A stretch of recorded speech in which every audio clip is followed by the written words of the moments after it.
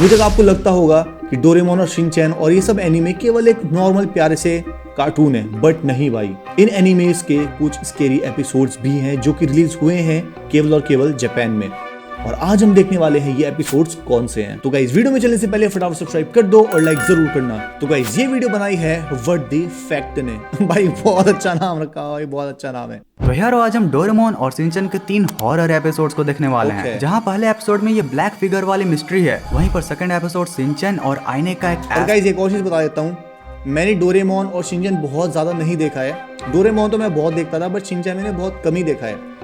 ऐसा एपिसोड है जिसको आज तक इंडिया में कभी दिखाया ही नहीं वाली मिस्ट्री है। वहीं पर सेकंड एपिसोड शिनचैन और आईने का एक ऐसा एपिसोड है जिसको आज तक इंडिया में कभी दिखाया ही नहीं गया है। जिसके बाद फिर एट लास्टली हम डोरेमोन के एक ऐसे एपिसोड से एंड करेंगे जो कि जितना ज्यादा पुराना है उतना ज्यादा डरावना भी। तो यार इस वीडियो का स्टार्ट चलो हम शिनचैन के एक बहुत ही नए विचित्र एपिसोड से करते हैं। ये शिनचैन का सीजन 33 का एपिसोड नंबर 35 है, जिसको हाल ही में 3 महीने पहले सिर्फ जापान में ही रिलीज किया गया था। इस एपिसोड में जब एक बच्चा अपने मॉम एंड डैड की ड्रॉइंग कर रहा होता है, तभी उसकी मॉम नोटिस करती हैं कि वो उन दोनों के साथ किसी ब्लैक फिगर का भी ड्राइंग बना रहा है। अब जब उसकी मॉम इस बारे में उससे पूछती हैं, तो वो लड़का बताता है कि हाँ, ये ब्लैक फिगर तो आप दोनों के पीछे हमेशा से ही रहता है। फिर जब उसकी मॉम पूछती है कि क्या वो अभी भी मेरे पीछे है, तो वो लड़का कहता है कि नहीं, अभी तो वो मेरे बगल में बैठकर मेरी ड्राइंग देख रहा है। जिसके बाद उसकी मॉम काफी ओ भाई जो इफेक्ट था ना, इफेक्ट देखो, इफेक्ट भाई क्रेजी वाला कि नहीं, अभी तो मेरे बगल में बैठकर मेरी ड्राइंग देख रहा है। ये वाला इफेक्ट भाई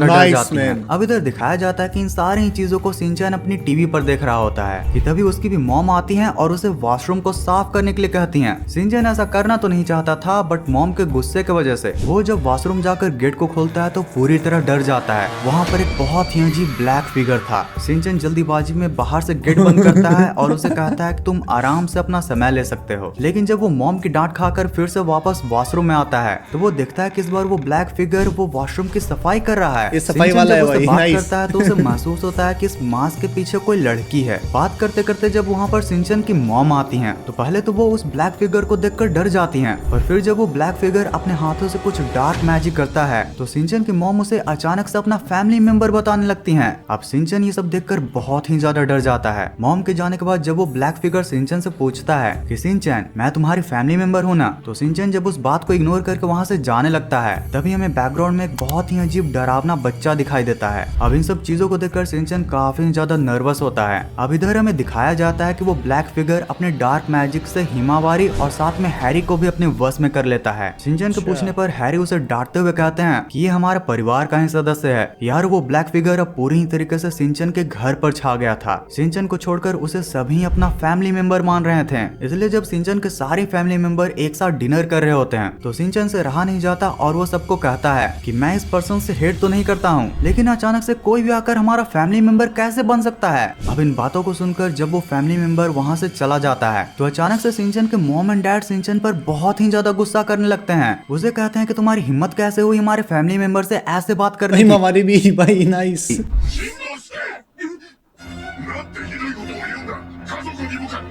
अब शिनचैन फिर से बहुत ही ज्यादा डर जाता है और फिर से हमें बाहर एक बहुत ही वियर्ड बच्चे को दिखाया जाता है। शिनचैन अपने मॉम डैड से कहता है कि अगर वो हमारा फैमिली मेंबर है तो उसका नाम क्या है। अब जब हैरी और मिसाई उसका नाम नहीं बता पाते हैं, तो शिनचैन जल्दी से दौड़कर सीढ़ियों से होते हुए अपने सारे फैमिली मेंबर्स की फोटोज निकालता है, लेकिन वहाँ पर भी उसे कुछ भी नहीं मिलता। अब जब शिनचैन सारे फोटोज को देख ही रहा होता है, तो अचानक से वो ब्लैक फिगर आती है और कहती है कि शिनचैन सॉरी, मेरे वजह से फिर से तुम्हें डांट पड़ी। लेकिन फिर जब शिनचैन उसे पूछता है कि तुम हो कौन और तुमने मेरी फैमिली के साथ क्या किया, तो वो कहती है कि हम सभी तो फैमिली हैं। जिसके बाद फिर वो शिनचैन को भी हिप्नोटाइज करना चाहती है, लेकिन यहाँ पर शिनचैन अपने काइंड नेचर के होने की वजह से हिप्नोटाइज नहीं होता है। जिसके बाद जब शिनचैन लड़ते लड़ते उसे एक बैड पर्सन बोलता है, तो फिर पूरा ही सीन काफी ज्यादा इमोशनल हो जाता है। वो ब्लैक फिगर शिनचैन को बताता है वो कोई और नहीं बल्कि उन सारे बच्चों के एनर्जी से बना हुआ है, जिनके मॉम डैड शिनचैन के मॉम डैड की तरह उन्हें टाइम नहीं दे पाते थे, जो बच्चे पूरी तरह अकेलेपन में रह रहे थे। शिनचैन की इतनी अच्छी फैमिली को देखकर उनका भी डोरेमोन शिनचैन की फैमिली का एक पार्ट बनना था।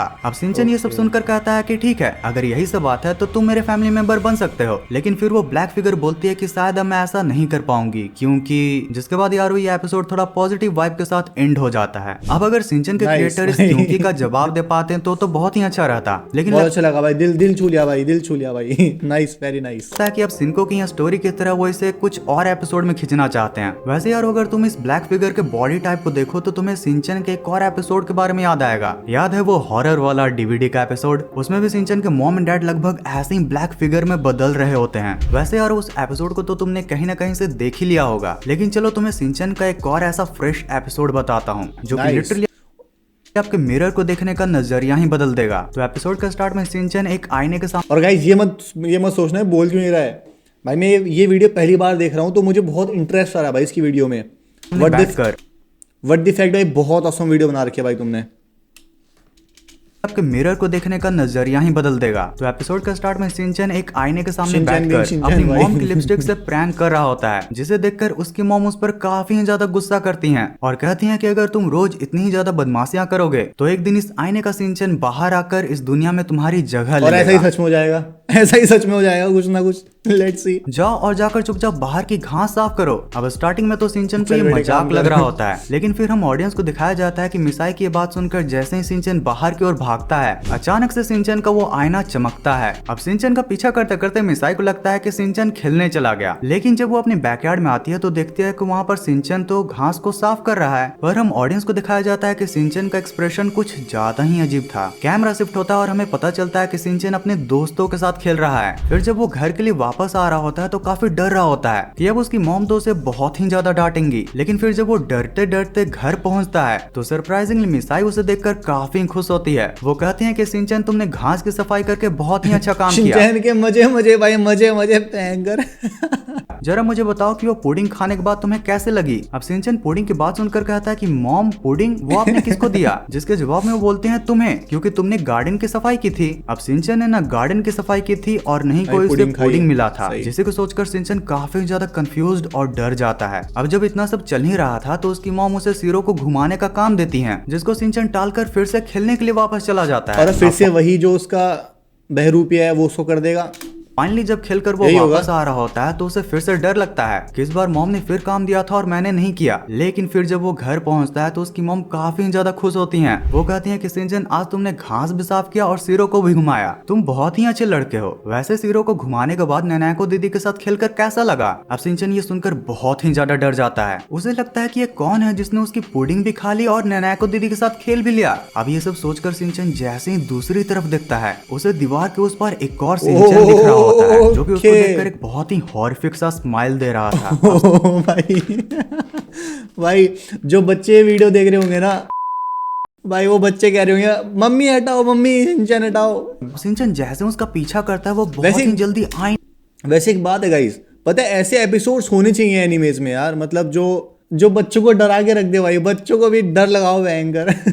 में घुस जाता है। शिनचैन को ये सब देखकर कुछ भी समझ में नहीं आता, लेकिन उसे बहुत ही ज्यादा गुस्सा आ रहा होता है कि उसने उसके हिस्से की पुडिंग खा ली और नैनाको दीदी के साथ खेल भी लिया। अब शिनचैन ऐसे ही आईने के सामने बहुत सोचने के बाद अपनी मॉम को बहुत ही ज्यादा भला बुरा कहने लगता है, जिसके रिस्पॉन्स में आकर जब मिसाई शिनचैन को पनिश करती है तो हम ऑडियंस को दिखाया जाता है कि इस तरफ का रियल शिनचैन तो खुश था, लेकिन आईने के उस पार का शिनचैन बहुत ही ज्यादा डरा हुआ था। डोरेमोन। तो यार जो मैं तुम्हें आज गाइस फाइनली आ गया हमारा अपना डोरेमोन। भाई मैं सही बताऊं, मैं बचपन में सोचता था कि काश यार एक डोरेमोन इसकी जेब में हाथ निकाल के मैं गैजेट्स निकालूं, बट अनफॉर्चुनेटली ऐसा सच नहीं है। तो गाइस अब देखते हैं डोरेमोन वाला एपिसोड, ये कौन सा एपिसोड है जो खतरनाक है, स्केरी है।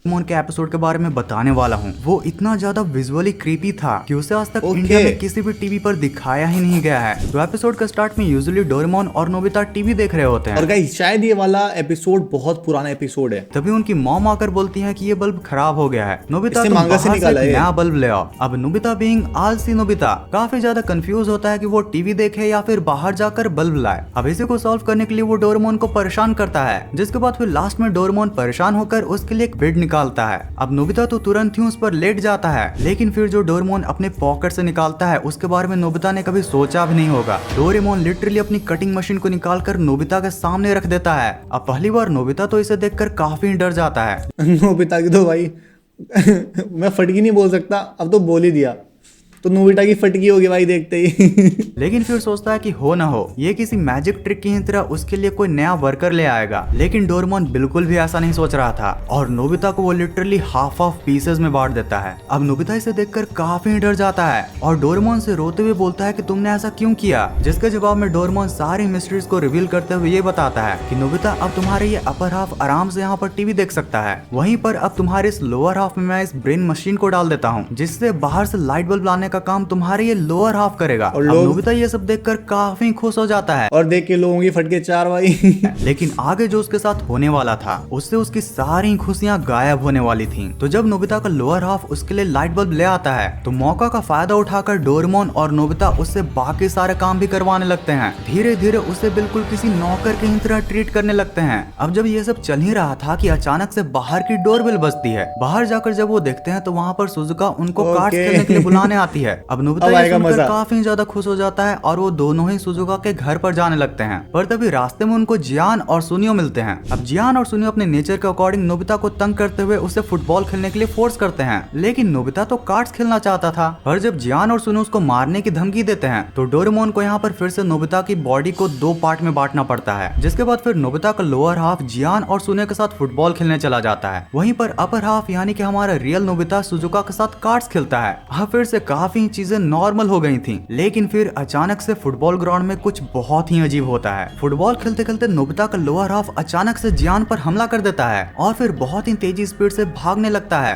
अब जब उसका ऊपर का पूरा हिस्सा गायब होता है तो वो बहुत ही तेज दौड़ पाता है, जिसके बाद फिर वो सुजुका के घर जाकर नोबिता से अलग होने की बात कहता है और ये कहकर चला जाता है कि तुमने आज तक मुझे बस नौकर की ही तरह ट्रीट किया है, अब मैं तुमसे कभी भी नहीं मिलूंगा। जिसके बाद फिर जियान और सुनियो भी आकर वहाँ पर नोबिता को खूब ही पीटते हैं और पैर न होने की वजह से नोबिता उनसे बच भी नहीं पाता है। जिसके बाद फिर वो डोरेमोन के सामने काफी रोता है। अब नोबिता की ये दयनीय हालत देखकर डोरेमोन को बहुत ही बुरा लगता है। जिसके बाद फिर बहुत सोचने के बाद वो नोबिता को ये रिकमेंड करता है कि तुम खूब सारा पानी पियो। अब नोबिता बिना कुछ पूछे ऐसा ही करता है। जिसके बाद फिर हम ऑडियंस को दिखाया जाता है कि वो लोअर हाफ खुद ही दौड़ते दौड़ते नोबिता के पास आ जाता है और उसे रिक्वेस्ट करता है कि उसकी पैंट की जिप खोल दे, उसको बहुत कस के आई हुई है। जिसके बाद फिर अल्टीमेटली नोबिता को अपनी पूरी बॉडी मिलती है। अब यार वो राइटर भाई बहुत भाई जो इसका राइटर है ना भाई बहुत अमेजिंग मैन है भाई। भाई बच्चों के हिसाब से बहुत अच्छा एनीमे बनाते हैं यार ये। इसने तो इसे काफी फनी वे में एंड कर दिया। बट अब जरा तुम ही सोचो कि किसी बच्चे की बॉडी को 2 पार्ट्स में बांट देना, एक किड शो में ऐसे शार्प मशीन्स को दिखाना कितना ही ज्यादा वियर्ड है। और जस्ट तुम ही इमेजिन करो कि अगर उसका जिप कोई और व्यक्ति खोल देता तो फिर नोबिता तो। आपको ये वीडियो कैसी लगी कमेंट करके बताओ। तो गाइस अगली वीडियो में लाने वाला हूँ emotional endings of every anime, जो कि आपको बहुत पसंद आने वाली है। तो please do like, comment, share, subscribe to my channel. Okay bye.